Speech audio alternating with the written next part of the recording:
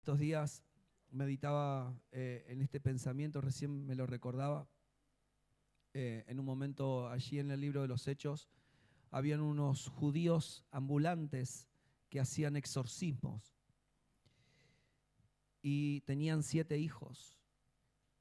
Y dice que vieron que los apóstoles hacían obras y liberaciones en el nombre de Jesús. Y estos judíos ambulantes vieron el negocio y quisieron hacer lo mismo. Y resulta que el demonio que estaba en la persona saltó sobre ellos y le dijo: a Jesús conocemos, a Pablo también, y vosotros, ¿quién sois?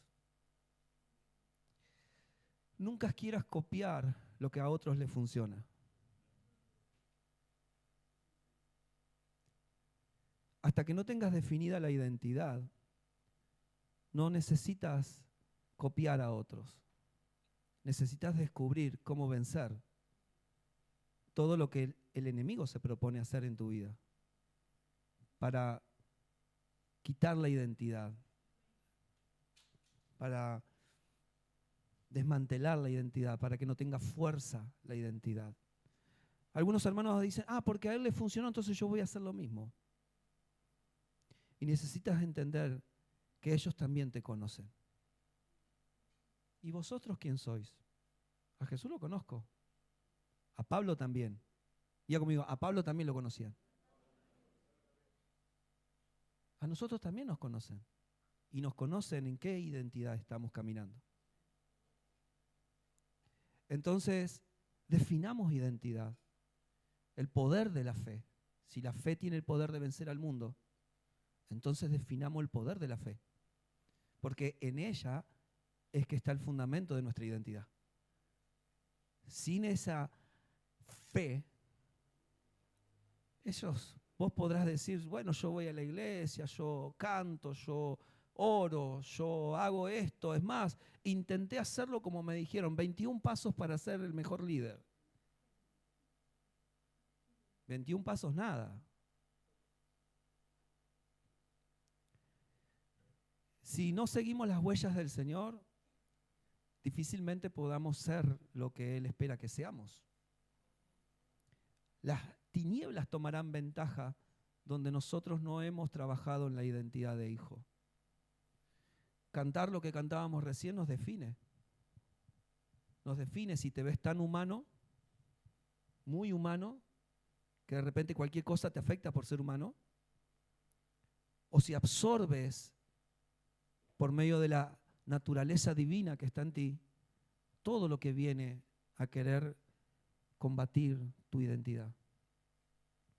Por eso Pablo y los apóstoles decían: peleen la buena batalla de la fe, combatiendo ardientemente por la fe que una vez les fue dada. Así decía la carta de Judas. Amados, la fe no es cualquier cosa. Y vamos a trabajar sobre eso en un momento más. Y me recordaba el otro día David que se dieron cuenta que no está Bauti, ¿no? ¿Cómo le sacan hablan a sus espaldas, pobrecito? Algunos dijeron: qué bueno. Mi cachorro.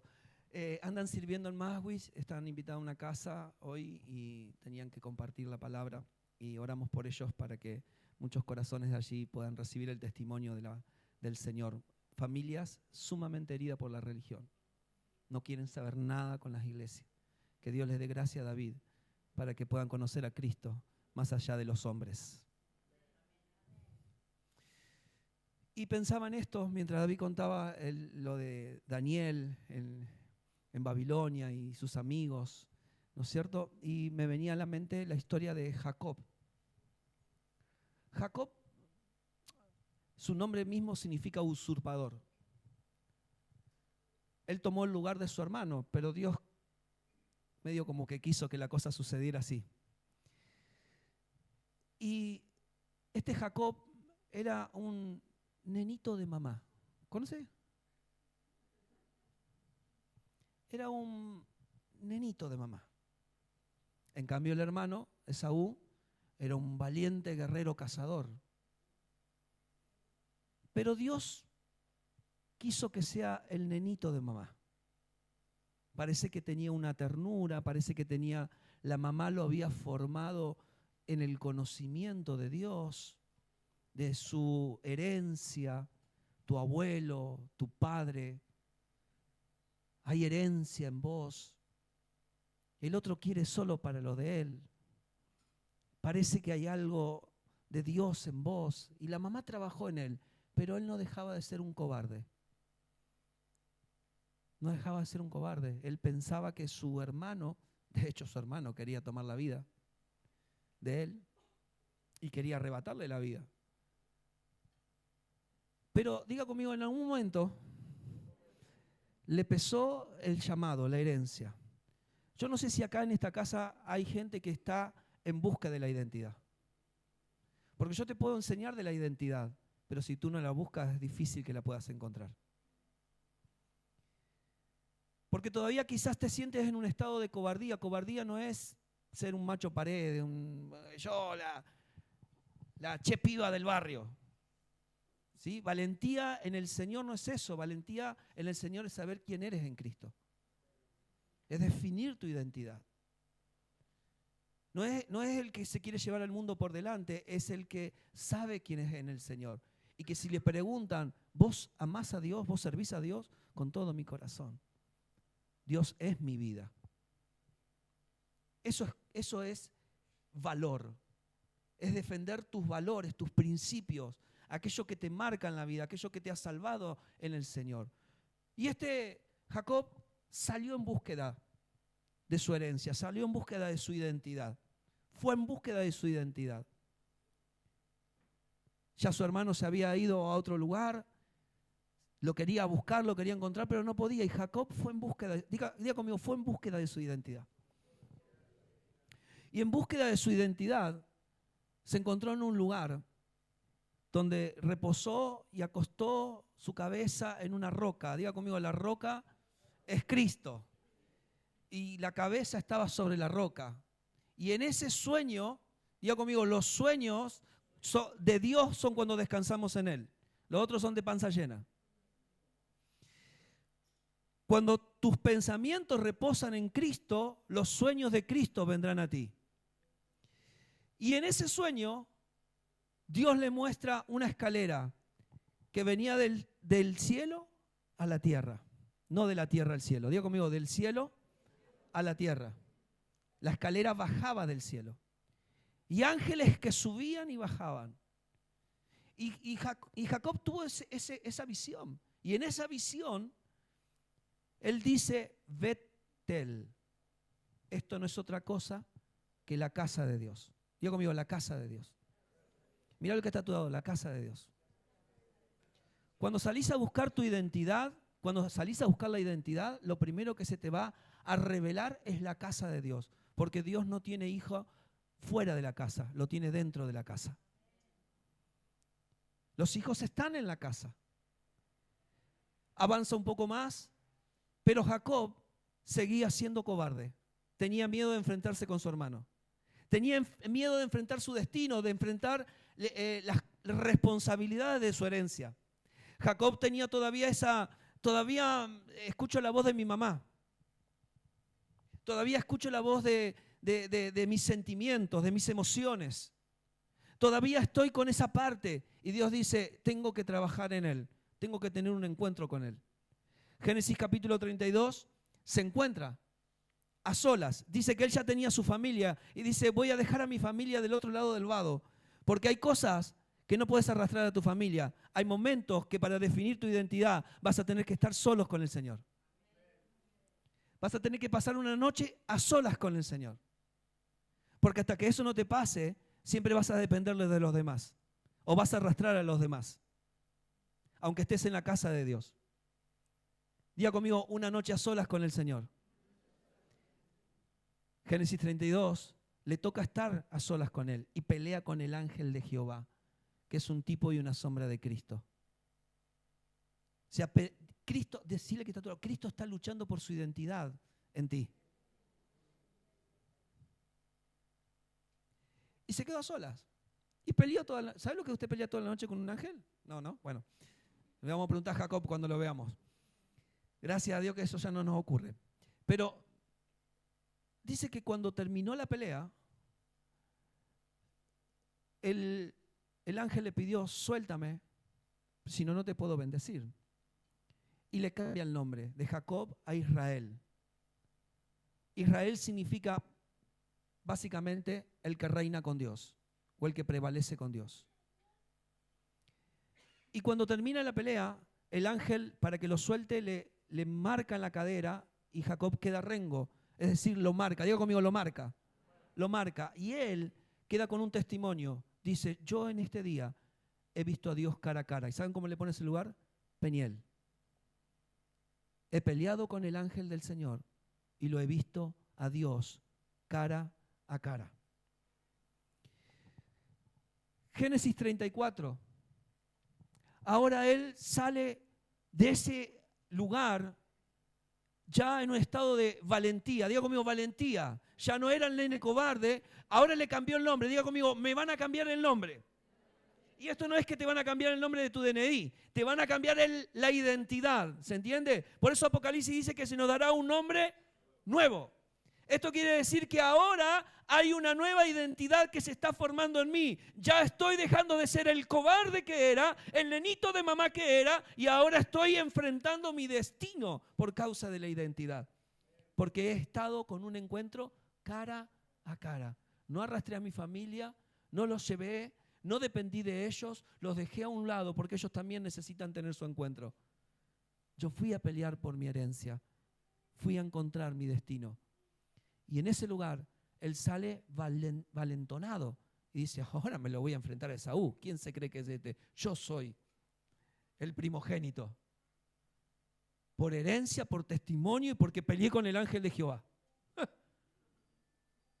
Y va todo medio tembloroso, temeroso, y se enfrenta, y el hermano reconoce en él que él estuvo con el Señor, que algo le había cambiado Dios, que él ya no era el nene de mamá, que ahora era alguien que estaba prevaleciendo con Dios, reinando con Dios, porque había tenido un encuentro cara a cara con él. Y cuando vuelve a Betel, él ya no dice Betel, él rebautiza el lugar y le dice el Betel, el Dios de la casa. ¿Qué quiero decirles, mis hermanos, con esto? Que usted puede estar en la casa de Dios, puede haber tenido un encuentro con Él, pero todavía no haberlo hecho el Dios de la casa. El Dios de la casa. Usted necesita rebautizarse. Necesitamos todos rebautizarnos y hacer al Dios en el que creemos el Dios de esta casa.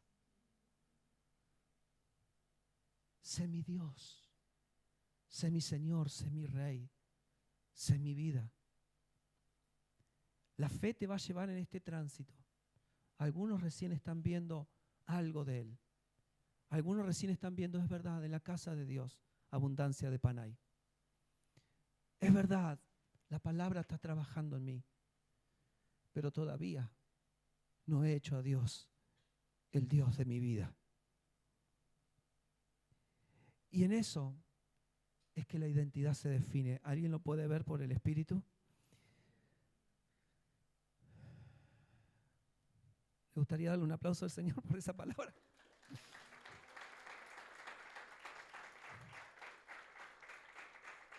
Aleluya. Bendito sea Dios. Muchos cristianos son hijos de Dios, pero no han tenido un verdadero encuentro con el mensajero de Dios, con el verbo que traspasa la carne y nos hace ver el rostro de Dios cara a cara. Necesitamos ese encuentro. Te propongo que tengas un tiempo a solas, a los jóvenes que están aquí, a solas, no sé cuánto, pero que tengas ese tiempo a solas con Él, que puedas encontrarte en Él, que pueda ser, que vos mismo te puedas hallar con Él y que salgas de ese lugar marcado. Dios me habló tan fuerte. Dios marcó mi corazón de tal manera. Yo sé que aquí hay muchos testimonios de personas que han estado en esa experiencia, pero otros necesitamos colaborarle para que eso suceda. Solo aquellos que están dispuestos de corazón a luchar por su herencia, contra toda la hostilidad y contra toda cobardía, serán los que vean a Dios cara a cara y podrán hacer de Él el Dios de la casa. El Dios de la casa. ¿Quién es el Dios de tu casa? ¿Quién es el que reina? ¿Quién es el que prevalece? Nada va a poder cambiar si no hacemos a Él el Dios de nuestras casas. Mi casa, su casa. Porque los hijos tienen una casa. Y los apóstoles definen así: ahora ustedes son la casa de Dios. No hay otra, mis hermanos. Pero puedes estar en la casa y no haber tenido una lucha real con el Señor. Lucha por tu herencia. Lucha por tu herencia. Lucha en el sentido de la quiero entender, la quiero vivir, quiero que se note en mí. ¿Alguien puede leerlo en el Señor esto? O sea, necesitamos ver cómo Dios ve, necesitamos traer el rostro de Dios a nuestro diario vivir. Diga conmigo, cara a cara. Como dice el apóstol Juan, y en aquel día estaremos cara a cara. O sea, amados, estar cara a cara es ver el rostro del Señor, es tener una impresión de Él en tu interior. Es tener un testimonio real de que Dios te habita. No porque te lo dicen, sino porque hay algo en ti que realmente da testimonio. Yo tuve un encuentro real con el Señor. No sé en qué momento de mi vida, pero hay algo en nosotros que debe estallar en el corazón. Debe romper los paradigmas de la mente y del corazón. La mayoría de cristianos lo único que quiere son las manos de Dios. Las manos de Dios. Es decir, quieren sus beneficios, sus bendiciones y todo para que le vaya bien en la vida. Pero solo los que se desafían a tener un verdadero encuentro con el rostro de Dios, esos son los que entienden la identidad, los que prosiguen en la herencia. Diga conmigo, las manos, los rostros. Todos vinimos a la iglesia por las manos. Todos llegamos porque Él está dispuesto a dar. Pero un encuentro con su rostro cambia toda tu esencia, cambia toda tu mentalidad, cambia toda tu manera de ver la vida. Porque cuando alguien ve el rostro, y dice Juan en Apocalipsis 1, y cuando le vi, caí como muerto. Porque un encuentro con su rostro cambia toda tu esencia, cambia la mirada que tenés de los demás. Cómo ves a tu esposo, a tu esposa, a tus hijos, a tus hermanos de la iglesia, cómo ves el progreso, cómo ves a los que están perdidos. Todo cambia cuando el rostro de Dios se revela en tu interior. Cambia. Cambia. La casa de Dios no es el almacén del barrio. ¿Puedes decirlo conmigo? La casa de Dios, no. La casa de Dios no es el almacén del barrio. Al que estoy y voy cuando necesito algo para saciar mis necesidades. No puede ser eso la casa de Dios. La casa de Dios no es un lugar de almacén. Bueno, vengo, tomo, prestado, fiado, lo que sea. No, mis hermanos. Eso no es la casa de Dios. Si Dios no es el Dios de la casa, entonces jamás vamos a reinar con Él. No vamos a reinar. Porque necesitamos hacerlo el Dios de la casa. Necesitamos encontrarnos con su rostro y hacerlo el Dios. Necesitamos recuperar el rostro de Dios en todo lo que somos y en todo lo que hacemos. Esto era un poco lo que David nos enseñaba el otro día. Para que Él sea en nuestros días el Dios de la casa. Dale al César lo que es del César. Dale a Dios la imagen de su Hijo. Tener un testimonio real. Esto significa que tendremos la oportunidad de estar viendo en todo tiempo lo que Dios ve. Diga conmigo, cuando se me revela el rostro, en todo tiempo voy a estar viendo como Dios ve. Como Dios ve. Por eso es que juzgamos. Usted tiene dos posibilidades de juzgar. O juzga desde un lugar de cobardía, o desde un lugar de su humanidad, o juzga desde la mirada de Dios.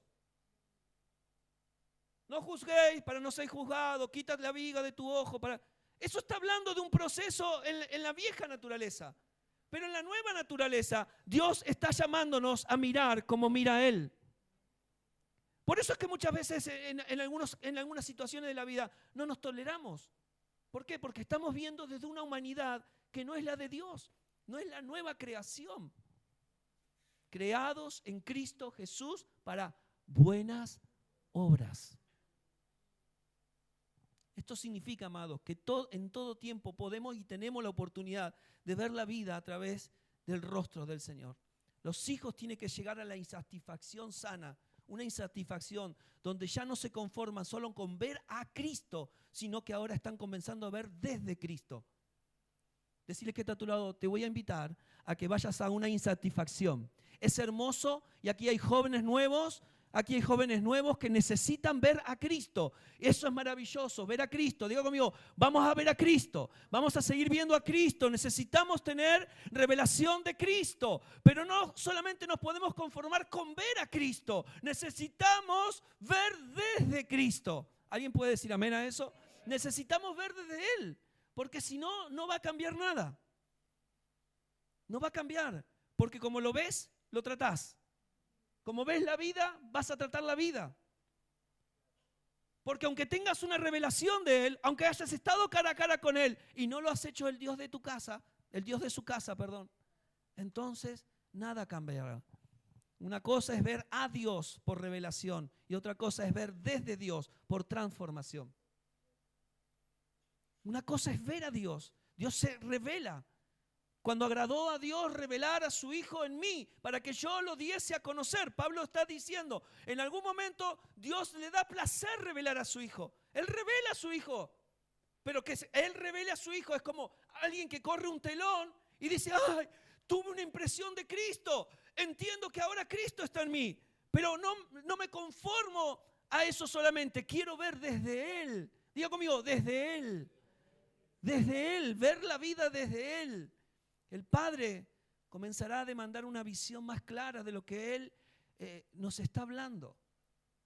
Ayer hablábamos con los muchachos. El Señor nos demandará responsabilidad en lo que oímos. Porque con la medida que oís, serás medido. Esa palabra medido representa responsabilidad. No nos podemos ir de acá como vinimos. Cada palabra que Dios nos habla nos carga responsabilidad. ¿Por qué? Porque Dios está formando hijos. Dios no está malcriando hijos. ¿Puedes decirle que está a tu lado? ¿No está malcriando hijos? Está formando hijos. Creemos firmemente en hijos de la casa que están viendo a Cristo como su propia vida. Como su propia vida. Cristo es mi vida. En Cristo lo tengo todo. En Cristo no me falta nada. En Cristo no me falta amor, en Cristo no me falta paternidad, en Cristo lo tengo todo. En Él no me falta nada. Todo es suficiente en Él. Hay una generación a la que Dios está empujando para que ya no solo vea lo correcto, sino que ahora vea desde el correcto.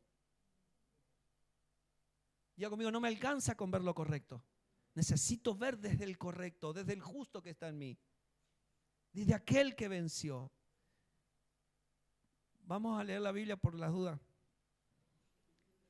Que no se esté entendiendo. Segunda de Pedro, capítulo 1, verso 1 al 2. Segunda de Pedro, capítulo 1, verso 1 al 2. Y quiero hablar en esta noche y profundizar en el aspecto de la fe. El trabajo de la fe. Usted mantenga en imagen a Jacob.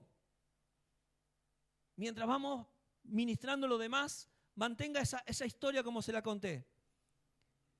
La casa de Dios, el encuentro con el Señor, Betel, Peniel, el Betel. Y tenga presente esto porque la fe no te va a dejar en un estado de conformidad, jamás. Decirle que la fe no te va a dejar en un estado de conformidad. Jamás, jamás. Siempre va a generar la insatisfacción de Dios. Jamás te va a dejar en un estado de conformidad. El apóstol, Pedro, segunda de Pedro capítulo 1, yo, Simón Pedro, esclavo y apóstol de Jesucristo. ¿Cómo era? Esclavo y apóstol. Les escribo esta carta a ustedes que gozan de la misma preciosa fe que tenemos. No, porque el apóstol tiene más fe que yo. Diga conmigo, la misma. Decir que está a tu lado, la misma está en vos. La misma. Esta fe Le fue concedida debido, diga conmigo, me fue concedida, me la dieron, me la concedieron, ¿sí? Me la dieron. Concedida debido a la justicia e imparcialidad de Jesucristo, nuestro Dios y Salvador. Que Dios les dé cada vez más gracia y paz a medida que crecen en el conocimiento de Dios y de Jesús nuestro Señor. Aleluya. El apóstol Pedro comenzó la primera carta hablando de fe y la segunda carta sigue hablando de fe. Cuando usted lee las Escrituras, él comienza hablando de fe en la primera carta y en la segunda vuelve a reafirmar. Entonces, amado, puntualmente habla de una fe no alcanzada por nuestros méritos. La fe no se alcanza por mis méritos, sino solo por los méritos de un Padre que dio a su Hijo por medio de una cruz para que seamos sus hijos. ¿Alguien puede verlo? ¿Sí? ¿Alguien puede decir amén a esa palabra? Estos son los méritos del Padre. Diga conmigo, los méritos del Padre que entregó a su Hijo para que seamos sus hijos. Esto no es obra humana. Siempre hemos pensado que hay cosas que debemos hacer para tener más fe. ¿Cuántas veces le hemos dicho a alguien, ten fe, hermano? ¿No? Y en realidad no hay nada que podemos hacer en nuestras capacidades para tener más fe. Diga conmigo, no puedo tener más. Ya lo tengo todo en Él. ¿Alguien puede decirlo? ¿Se puede confesar en esta noche y decir, lo tengo todo en Él? Tengo la fe preciosa, la misma fe preciosa que tuvieron los apóstoles, está en nosotros. No es una cuestión de más o menos, es una cuestión de que Él crezca. De que Él crezca. No tengo más poder o menos poder que otros hermanos o que los apóstoles. Lo que tengo es en mí un menguar para que Él crezca.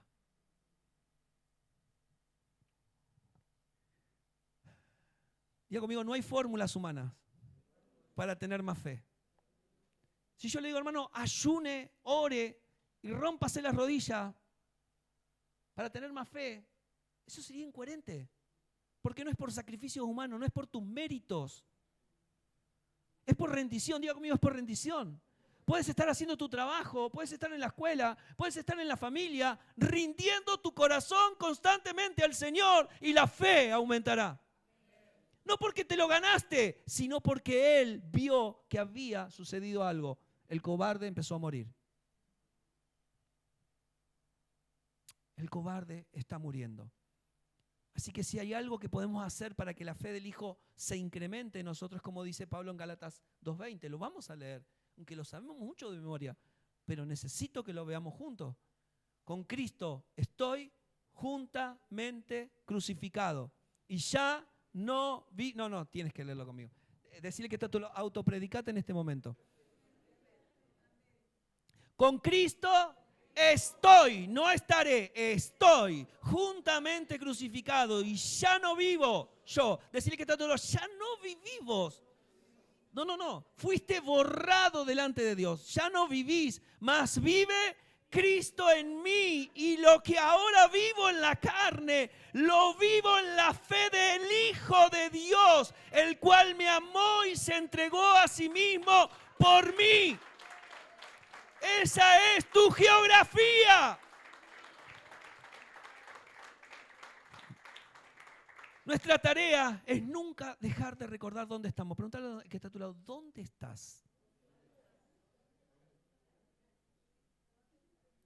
Porque estamos crucificados, digo conmigo, estamos crucificados. Estamos crucificados con Él.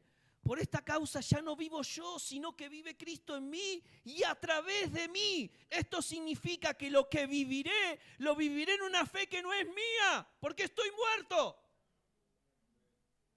Ya no es mi fe, es su fe en mí. Y si no, la fe de aquel que dio su vida por mí. Esa es tu realidad. Decir que esa es tu realidad. Esa es tu realidad. Esa es tu realidad, amados. Esto es el nuevo pacto en Cristo. Esta es nuestra realidad. El gozar de esta fe es mucho más que tener positivismo o deseos intensos de que todo te salga bien. De hecho, si haces una estadística a los apóstoles, humanamente les fue recontra mal.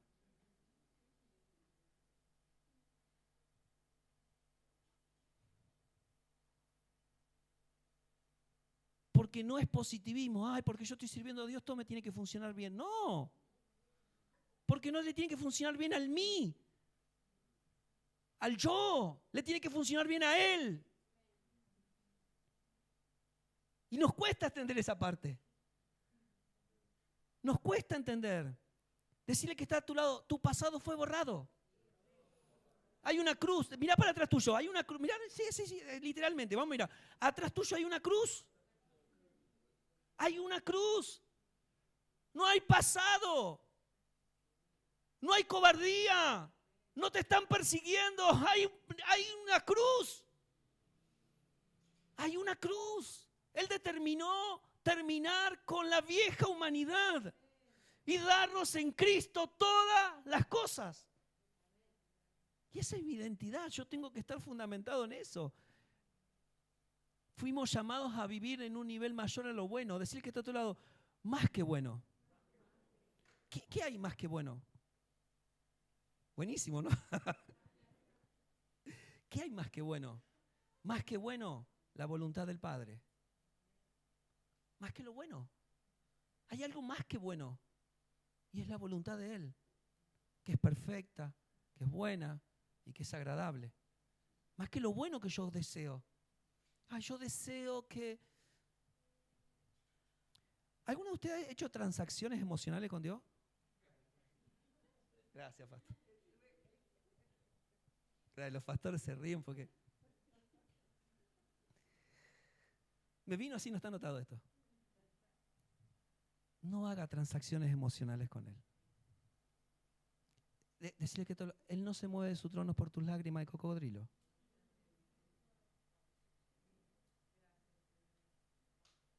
No hagas transacciones emocionales con Dios.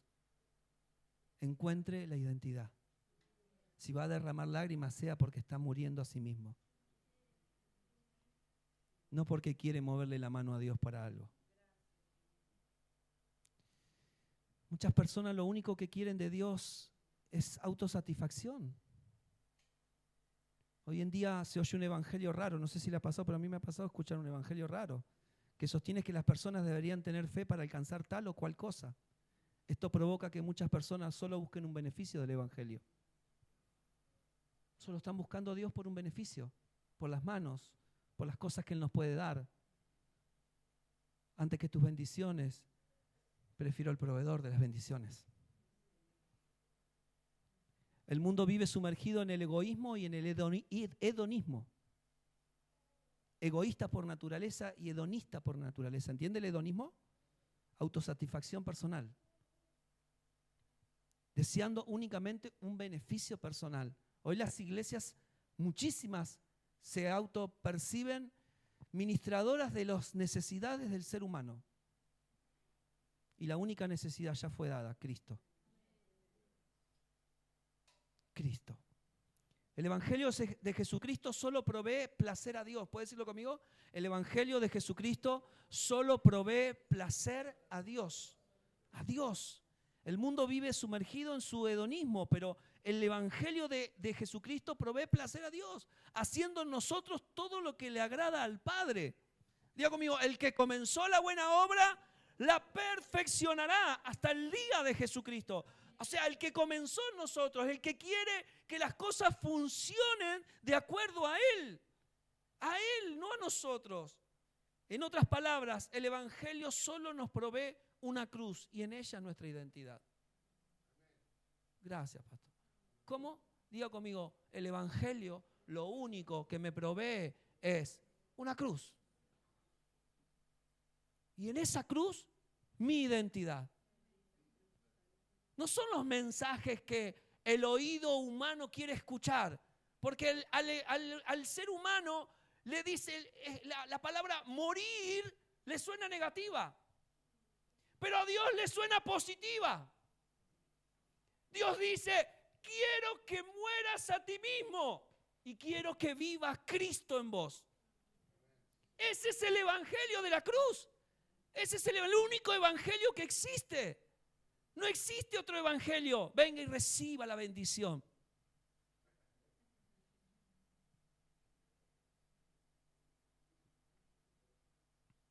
Es el único. Ahora ya no somos nosotros los que tenemos una fe humana, sino que es la fe de Él en mí. Y esa es la fe que vence al mundo. ¿Puede decirlo conmigo? Esa es la fe que vence el sistema. Esa es la fe que puede avanzar sobre todo territorio, en todo hogar, en toda familia, en todo lugar. La fe que vence al mundo. Un sistema contrario. Un sistema contrario. Yo sé, le dijo el demonio, yo sé quién es Jesús y yo sé quién es Pablo, pero ustedes, ¿quién son? O sea, el mundo te tiene estudiado, el sistema, los principados, las potestades, todo te tiene estudiado. Sabe en qué naturaleza andás, sabe en qué identidad caminás, te conoce. Amén. ¿Qué harían ustedes si se enfrentan al endemoniado ganadero? A ver, los jóvenes, levanten la mano. ¿Cómo no?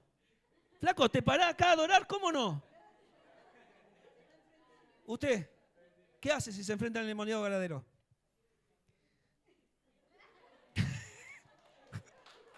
Ustedes acá abajo que se ríen mucho.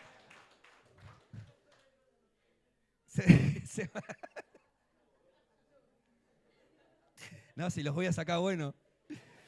Estos nenitos de mamá van a ver. H y tiza. ¿Alguien me acompaña? ¿Muchachos me acompañan? Amén. Bien, ahí los muchachos.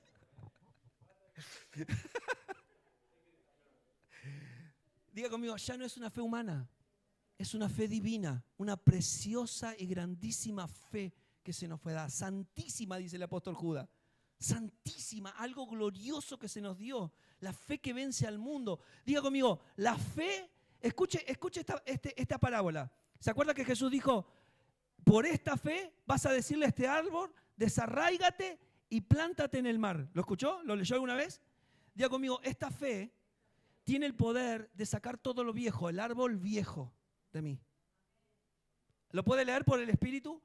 Usted fue nacido en una naturaleza vieja, en el árbol de la ciencia del bien y del mal. Por la fe podemos desarraigar, diga conmigo, desarraigar. Por eso se nos dice arraigados y cimentados en Cristo. Desarraigar por la fe al viejo árbol y que se plante en el mar. Esta es la fe verdadera que me lleva a vivir como hijo de Dios. Cuando uno estudia la palabra mar, usted dice el mar, las olas y el viento, sucundum, ¿no? El frío del mar, chananana.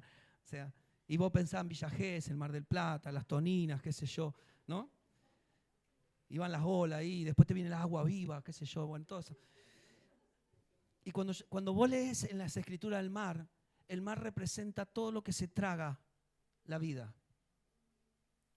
Y representa la muerte. Por eso fueron ellos escondidos en el mar. Cada vez que usted lea el mar, o pasaron por el río, o se abrió de par en par, fueron tragados en esa muerte que tenía que ocurrir, pero milagrosamente sucedió que Dios permitió que pasara. Porque el mar, desarráigate de acá y plántate en el mar, plántate en la muerte. Cuando hablamos de la convicción de la fe, diga conmigo, este mensaje se llama la convicción de la fe. Nos referimos a esta fe, la fe que proviene del Hijo en nosotros, es la fe que continuamente está entregada a la voluntad del Padre. ¿Cómo está entregada esta fe? A la voluntad del Padre. Esta fe siempre nos conduce a la voluntad del Padre. ¿Qué quiere el Señor? ¿Qué desea el Padre? ¿A dónde nos quiere llevar como hijos? No quiere dejarme en un mismo lugar, en un mismo estadio, en una misma consecuencia de las situaciones de la vida. Algunas personas se han acostumbrado a vivir siempre en la misma órbita de situaciones. Si la fe no te hace vencer esas órbitas, amados, ¿qué fe estamos viviendo? Esas cuestiones cíclicas, esas mismas cuestiones que se repiten. La fe tiene que traspasar esos lugares, porque si la fe vence al mundo, ¿cómo no va a vencer esa crisis? ¿Cómo no va a vencer ese problema? Es un asunto normal y típico en los cuales los desafíos están presentes porque necesitamos desarrollar esta fe en Cristo. De hecho, muchos de las crisis que vamos a acontecer y vamos a vivir es para que Cristo aumente. No porque a Dios le guste flagelarte, sino para que descubras el valor de que Él aumente en nosotros. de que Él crezca en nosotros. Así que considero que es bueno que podamos ver lo que no es fe. Ya lo hemos dicho algunas veces, pero me parece correcto poder nombrar algunas más. La fe no es tener un deseo intenso sobre algo. ¿Puede repetirlo conmigo? La fe no es un deseo intenso sobre algo. Muchos de nosotros deseamos tener muchísimas cosas y a eso se le llama el positivismo. La intensidad de que quiero, ¿no? Pide, recibe, pide, recibe, pide, recibe. Jesús dijo eso, pero no estaba hablando de cosas materiales. No estaba hablando de cosas, estaba hablando de identidad, por ejemplo. Pide identidad y la vas a recibir. Y el que golpea, haya, ¿qué cosa? Identidad, progreso, esencia, naturaleza. ¿Cuántos lo están entendiendo ahora? Que nunca se trató de cosas, se trataron de la naturaleza, de la vida de Él en nosotros. Entonces, el positivismo es, pide y recibe, sé positivo en la vida, no seas negativo, ¿no? Ustedes saben que hay una corriente filosófica eso. De hecho, hay una iglesia cristiana que se llama cienciología. No estás enfermo, declárate, no estoy enfermo, no estoy enfermo, no estoy enfermo. Una cosa es decir eso en forma positiva con tu mente y otra cosa es no negar la realidad. No. Tengo esa enfermedad, no es mía, pero el Señor tratará con ella. No es mi mente la que me sana, es la fe del Hijo de Dios. ¿Se entiende? Ese es el producto de que mucha gente cree que fe es pedir positivamente o es tener un deseo intenso de que las cosas sucedan. La fe no es apasionarme con algo. Podemos gritar, patalear y reprender los demonios por cosas que queremos, pero la fe del Hijo no se basa en caprichos personales. Quiero ese iPhone. Quiero. Y hasta que no me lo dan, la piba, no sé por qué me salió piba, pero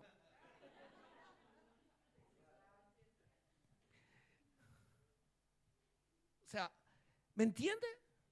Llévelo a la vida cotidiana. Caprichos del alma, caprichos. Señor, y no, amados, no, Dios no está para satisfacer nuestros caprichos. La fe no es que se haga lo que yo quiero. Alguien tiene que decirlo conmigo. La fe no es que se haga lo que yo quiero. No es eso.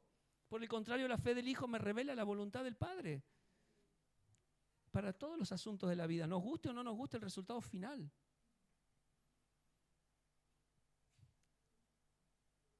Y Dios trazó así. Y a veces no tiene que gustar. La fe no es,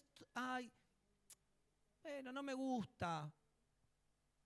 No es así, no es tan así como yo lo esperaba. No, imagínate los jóvenes buscando novia. Y bueno, es lo que me tocó. O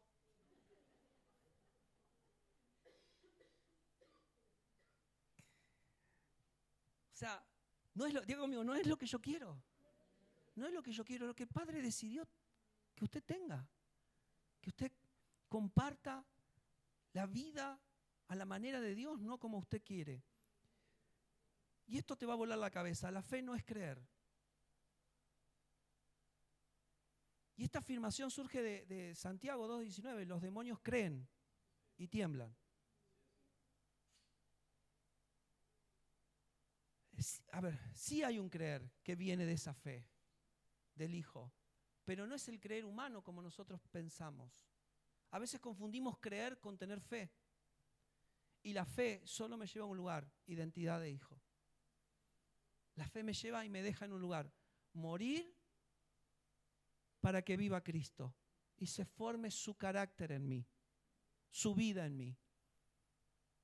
Creer es una actitud mental y es una actitud preliminar que Dios espera que tengamos en respuesta a su palabra, pero aún esto no es fe. Creer es una actitud humana. Se puede creer en algo y no tener fe para conseguirlo. Por ejemplo, creo que existe la lluvia, pero hoy no tengo fe que lloverá. O vamos a hablar en términos de Dios. Creo que Dios existe. ¿Alguien habrá acá que cree que Dios existe? ¿Sí? Pero no quiero que la fe del Hijo de Dios me transforme mi identidad. ¿Entiende la diferencia? Creo en la existencia de Dios, no obstante, no estoy dispuesto de corazón a que la fe de Cristo me transforme. Entonces no puedo decir que todo es un asunto de creer y nada más por causa de la fe. Tengo que aprender a entender desde el contexto. Esta clase de creer humano produce resignación, pero hay un creer que viene por la fe del Hijo de Dios que produce convicción. Y esa convicción nos hace ver más allá de nuestras realidades humanas. Diga conmigo, la fe del Hijo produce una convicción. Convencido. No hay que estar diciendo todo el tiempo, sos hijo de Dios. No hay que estar todo el tiempo diciendo, mira que sos hijo. No, no hagas eso, mira que sos hijo. No, no, no. ¿Por qué? Porque cuando uno murió a sí mismo por causa de la fe, entonces ahora la fe del Hijo me dice, eres hijo. Y no te estoy todo el tiempo porque me trajo convicción. De este lado de la cruz creo, pero del otro lado de la cruz tengo convicción de quién soy. Por eso es la convicción de la fe.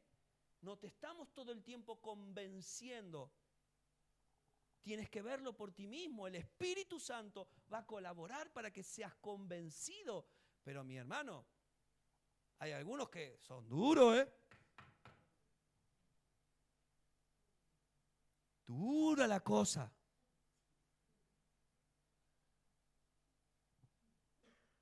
Que si ni un ángel, imagínate el ángel Gabriel, no, déjamelo a mí.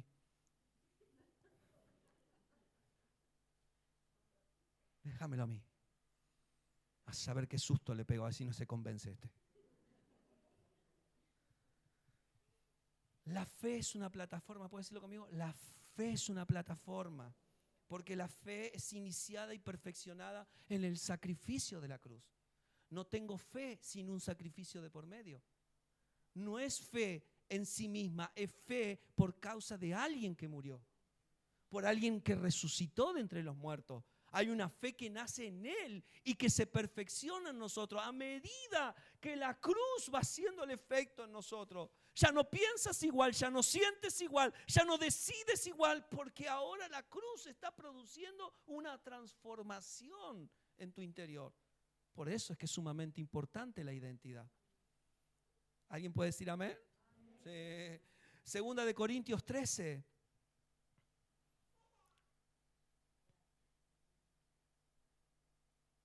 Son las 9, menos mal que no está Micaela.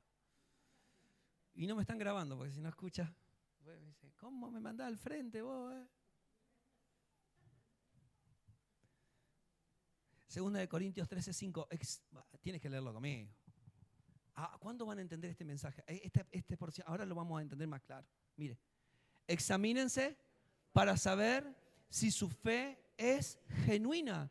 Pruébense a sí mismos. Sin duda saben que Jesucristo está entre ustedes. De no ser así, ustedes han reprobado el examen de la fe genuina.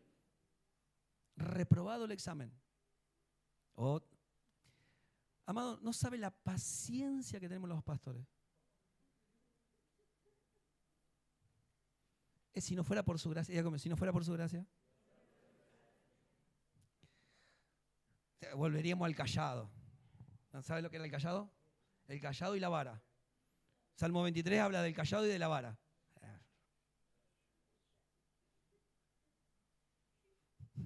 Sí, unas risas cómplices tengo por acá. Pero escúcheme. Reprobar el examen. Dios te ama, no vas a dejar de ser hijo.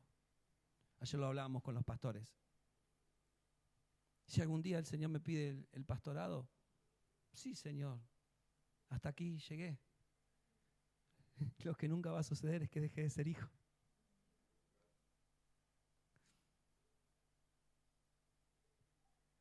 ¿Por qué, amados, les digo esto?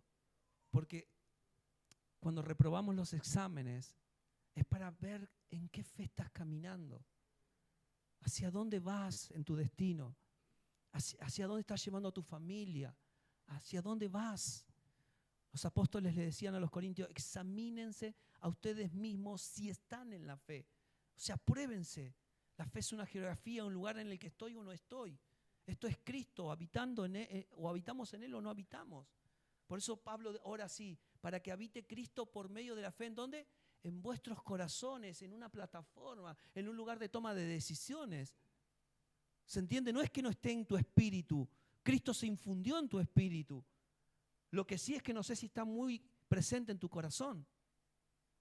Por eso Pablo dice, por favor, arraíguense en amor, cimiéntense en amor y observen si Cristo por la fe está gobernando tu corazón. Necesitamos entender eso.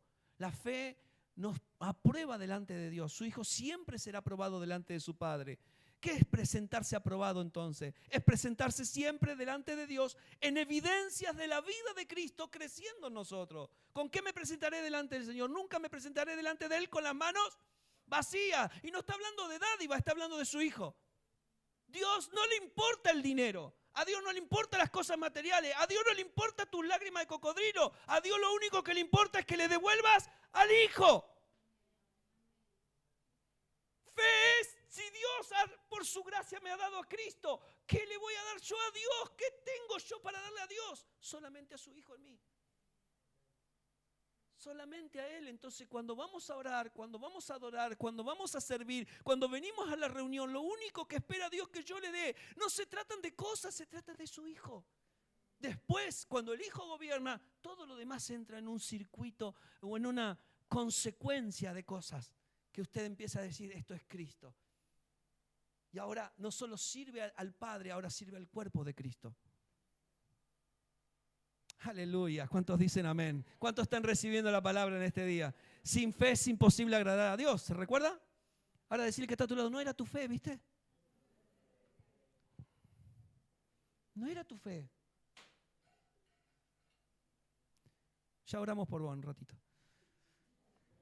Lo que nos aprueba delante de Él no son nuestras obras. Díganlo conmigo. Lo que me aprueba delante de Él no son mis obras, sino la fe, que es una porción de Cristo que está en nosotros y crece cada día. Tengo que recibirlo. Tenemos fe, no para lograr lo que queremos o para revertir situaciones conforme a nuestros deseos, sino para vivir desde la voluntad del Padre. Desde hoy me declaro viviendo la voluntad del Padre por medio de la fe de Cristo. Amado, una generación sin fe es una generación que queda siempre a mitad de camino. Una generación sin fe es una generación que queda. ¿Saben cuál es la palabra para mitad de camino? Mediocre, mediocridad. Siempre queda a mitad de camino. Dios no está criando hijos mediocres que se queden a mitad de camino. ¿Qué pasó con fulano? ¿Qué pasó con mengano? ¿Qué pasó con la hermana? ¿Qué pasó con esta familia? Se quedaron a mitad de camino porque no dejaron que la cruz haga el efecto. Se retiraron, se fueron, volvieron atrás. ¿Por qué? Porque sintieron que lo que tenían que hacer era renunciar a su propia y vieja vida para que Cristo sea formado.